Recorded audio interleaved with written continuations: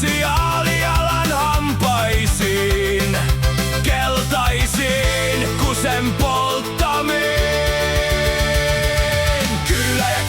Kylä jää ja vasikoi, yhteiskunta näin hyvin voi.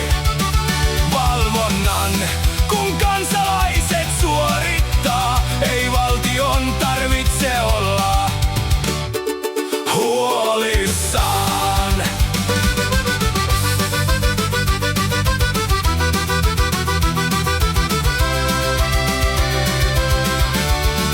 Kerrostalon valvontakoneisto sen kyllä huomaa, jos nurmikkoa ylittäessä jalat kastuu ja astuu liian lujaa.